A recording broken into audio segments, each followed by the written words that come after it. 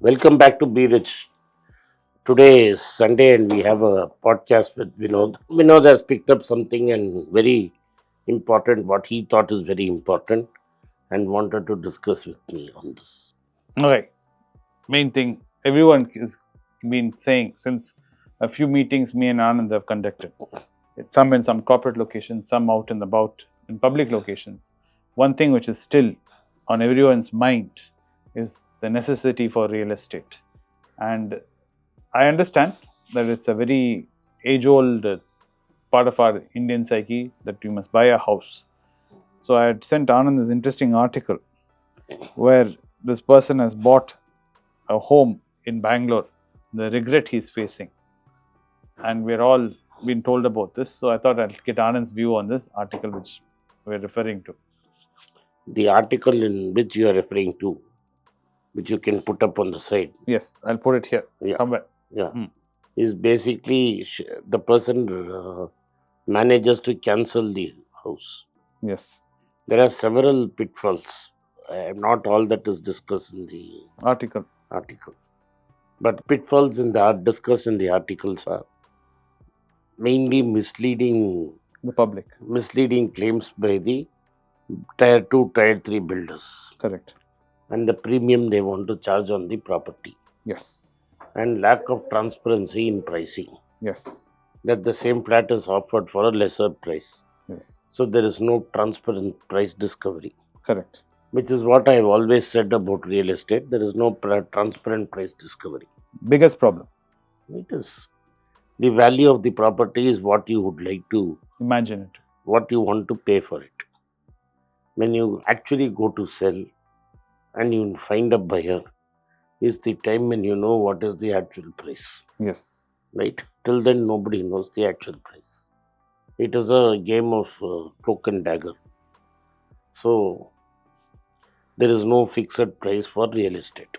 Like in stock, you know what is the price, what you pay to get that stock. Yes. You punch the order, you get the stock. True. You don't. No, you don't. Second, in stock market, from the reforms of 91, it is no possibility of you own the share. The Yes. share is automatically transferred. It's all in electronic form. The company can cheat. The company can prepare false balance sheets, and that's your call. But the process of buying and selling shares is transparent, Very transparent. very clear. You pay the price, you get the stock. And whatever is the market price, you sell the stock, you get the money. True. So, and it has been refined to such an extent, irrespective of whether your broker defaults or not, you will get out. Yes. And the system is being refined in such a way, it's now possible to sell in the morning and get the payment in the evening, Very true. right? And you know what is the price of the asset. That's the main thing I would say. Yeah. There is a price discovery mechanism. Yes, which is the most important part. Yeah. Unfortunately, in real estate, There is there's no. no price discovery mechanism. No. So it's up to your negotiation skills Very true. on this. Second, we don't know whether there is proper documentation. In Madras now, the same one of the big builders found out that he did not own the land in which he had built the apartments. Yes. So he is now trying to compensate the People who have bought. who have bought. Yeah. Another builder, big builder, property was examined by Madras IIT and said you have to Knock it down. demolish the same. These are big builders, mind you. These are not small builders. These are not fly by night builders. These are not fly by night operators. Yeah. The national capital region is full of builders who have gone kaput. Yes. So, therefore, you should know legal, you should know finance, and you should roughly be a very skilled negotiator to buy a flat. I would say even you have to throw a bit of civil engineering also into it. You should be able to look at it and see if this building is built sound or not. Yeah.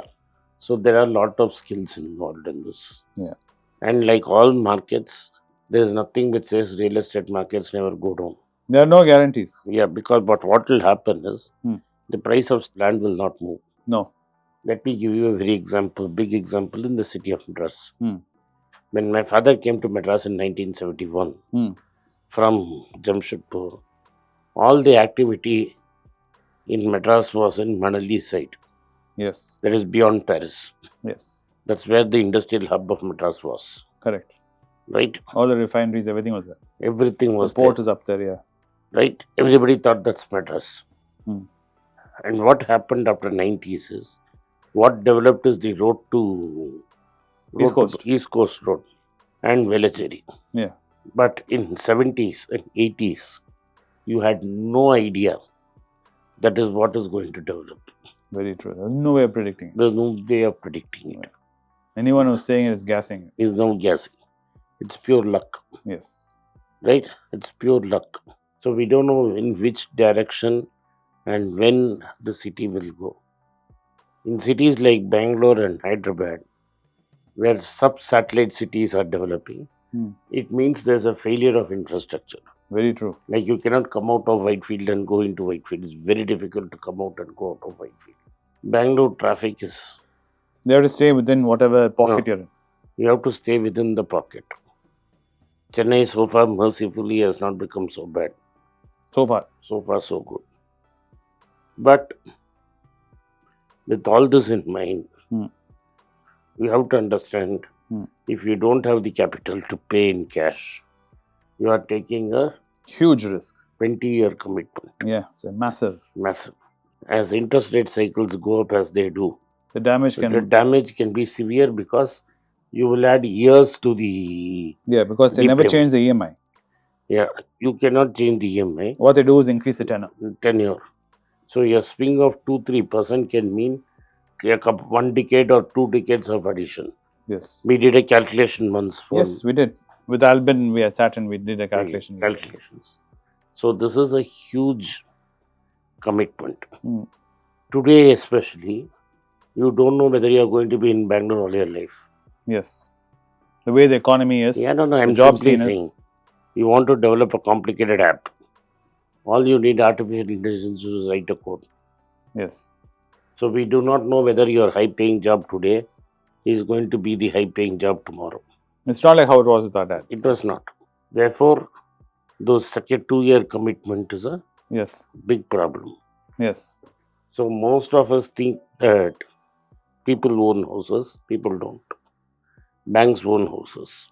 The biggest landlord in Chennai, where I live, is SBI, HDFC, ICICI, and all the housing finance companies. Not the owners. Not the owners. They are not the owners. They are paying virtual rent to the bank. They are paying virtual rent to the bank. So the rents can go up and come down. In case of Whitefield, the rents plummeted during COVID, shot up when everybody was called to work, has now stabilized. But the basic notion which everyone has, the main reason I would say this people aren't able to shake it off is, in terms of stocks, they really don't feel like they physically owed anything. It's like it's all virtual, and even in the times of having paper shares, it felt not real. But in terms of property, you always have a sense, I own this. Physically, I have something for what I'm paying. You know for a fact I don't own property. I agree. Yeah. So I have not owned property. I am now 58. I have not lost anything. Yeah. So that's where I feel the problem is, that people feel that having a physical, but they don't realize the risk they're taking on board. The returns is not clear. There is no transparency of pricing. Meaning, in a stock, you know what the price is, like you said. Even if someone tells you, your friend says, I bought Natco at this price and I sold at this price, you can call him bluff if you just go check the charts and see. But if somebody tells you, I bought a property in XX and I sold it at YY, you cannot. There is no way to know if really he is bluffing. Because property is registered. Even the registrar does not have a value. Yeah. At the last registered value, he fixes an arbitrary value. Yes. So transactions take either above the value or below the value. Correct. So now in the age of social media, where we already have so much of fueling happening and creating FOMO, there is more FOMO being created with projecting a lifestyle and having property and owning property. I think most people are falling trap due to social media pressures on property, as much as future options trading which is going on. I think the amount of property being pushed down your throat is also thanks to social media and social media influencers who keep saying, imagine this apartment here, imagine that apartment here, showcasing things which are not really there at all. Because the most of the apartments that are being advertised Yeah. on the front pages of all newspapers, try one day going from there to the center of the city. Yeah. From where you work to there you travel one day and see, you will find out how difficult it is. Correct. So, if you compare real estate investing compared to stock investing, what would you say is a major reason why you would try to convince someone to? I am not anyone. I am not convincing anybody to do anything. You have to understand that In your personal capacity, why would you feel you will never touch real estate? There have been times when I have speculated in real estate. You know that, and made money. It depends on which investment cycle where you are. Okay. Today you are at a point where real estate does not make sense. Okay. Because the returns which are being promised to what you're seeing. The house is a value, is a bond. The rent I get is interest. If I am not even going to get savings bank returns, why will I buy that bond? Correct.